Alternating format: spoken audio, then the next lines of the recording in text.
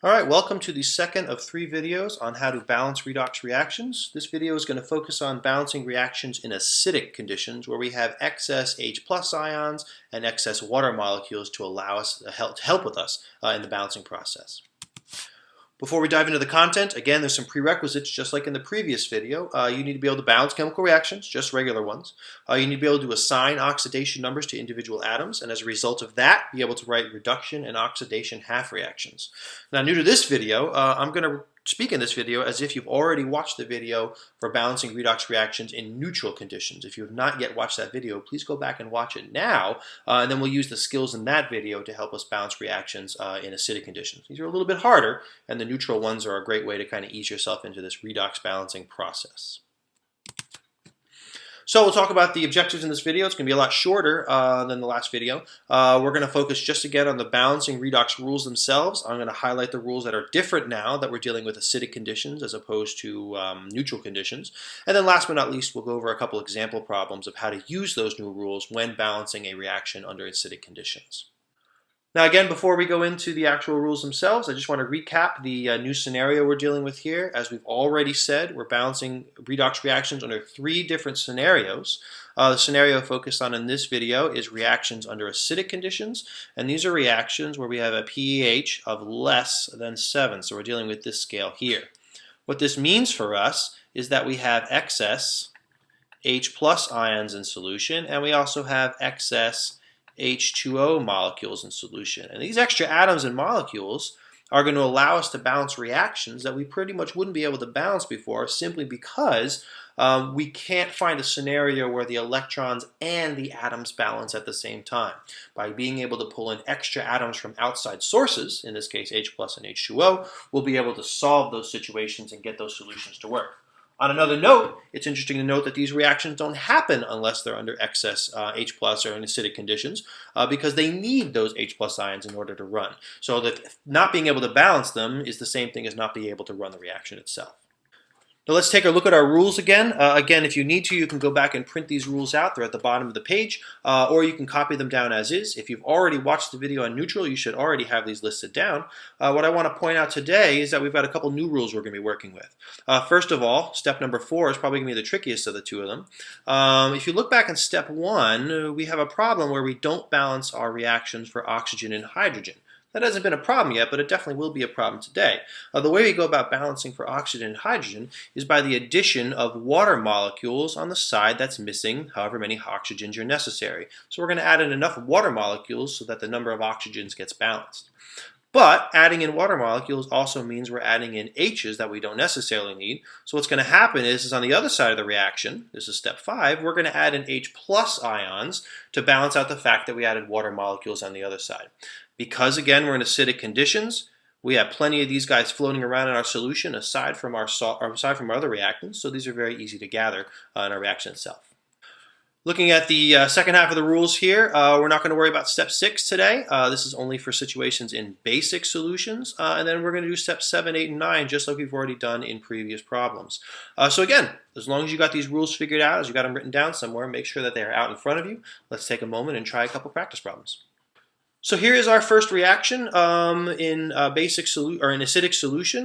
We got to look at our steps here and go through them one at a time to get this guy balanced. First step says for us to balance the reaction for all elements except hydrogen and oxygen, and we do have oxygen atoms in this scenario. What we're going to balance here, if you look really quickly, this is pretty simple. I think if we just put in a 2 here, that's going to balance the number of chromiums on both sides, and it looks like the nitrogens are already balanced. So that's step number 1. Step number 2 then says to assign oxidation numbers to all the individual elements. This problem that's a little bit more complex than it's been in previous scenarios simply because we have some polyatomic ions and covalent compounds, but we can figure it out. For example, oxygen here, we have 2 of them. Each one of those guys is a -2.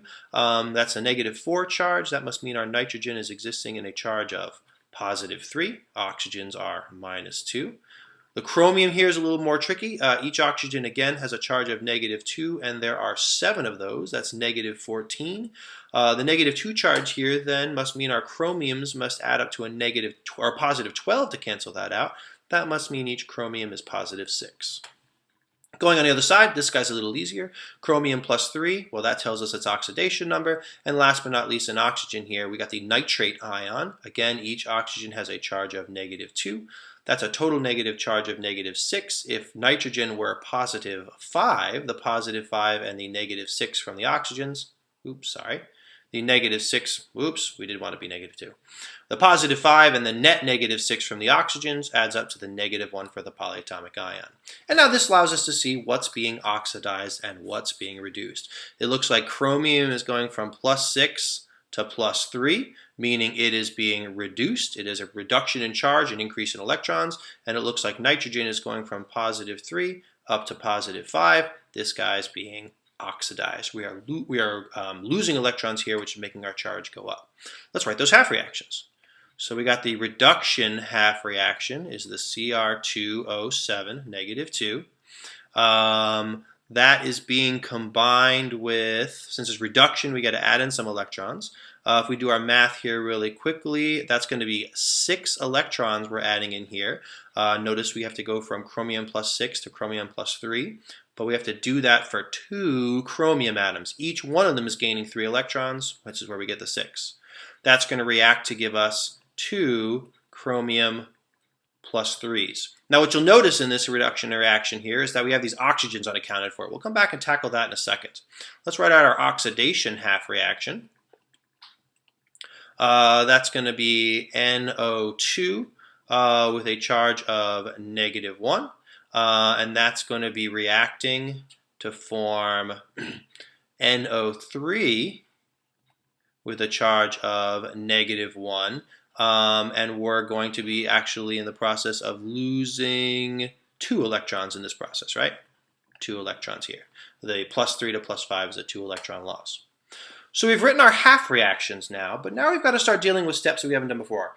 Step number 4 says, now to balance these half reactions by adding in H2O to the side of the reaction missing oxygen. And we're actually going to have to do that in both cases here. So in this half reaction, we see we start with 7 oxygen atoms, but they're not accounted for, which means we're going to add in 7 H2O molecules, and that'll get us the 7 oxygen atoms that we were dealing with before. Now, if it's bothering you that we're just adding stuff in here randomly, keep in mind that this reaction is happening in aqueous solution, meaning it is surrounded by plenty of water molecules. They're just getting drawn in from the surrounding. Now, that's step number 7, and we can do the same thing down here. We have 2 water oxygen atoms here. We only get 3 oxygen atoms in the end, which means over here we're going to add in just 1 H2O molecule, and that's going to get us 3 oxygens and 3 oxygens to balance. And that's what we're dealing with step 4, our new step today. But unfortunately, that creates a new situation now that we've added these hydrogens in that aren't accounted for. If you take a look at your steps here below, we see step number 5 says that we can add H pluses to the opposite side in order to balance H plus ions.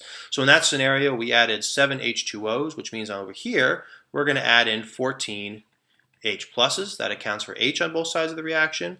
And then over here, we added 1 molecule in, which means we're going to add in 2 H pluses over here.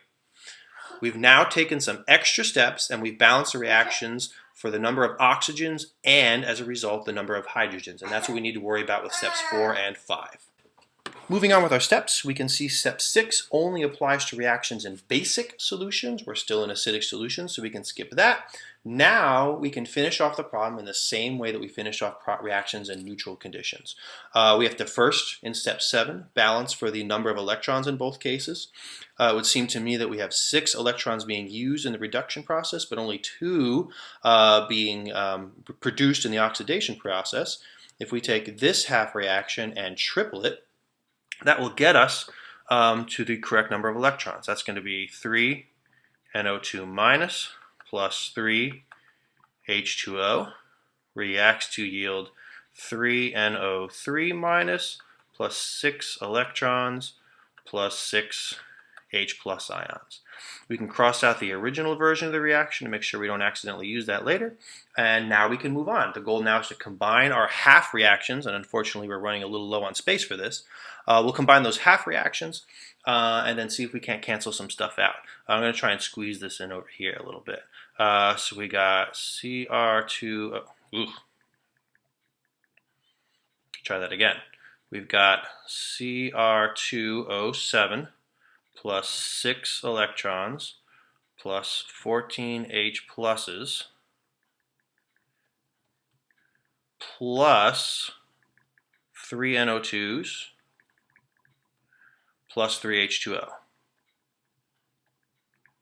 And that's going to react to yield, and I apologize if I have to use a second line here, that's going to react to yield 2 Cr plus 3s plus 7 H2Os plus 3 NO2s, 3 NO3 minuses plus 6 electrons plus 6 H pluses. A whole big mess of stuff there.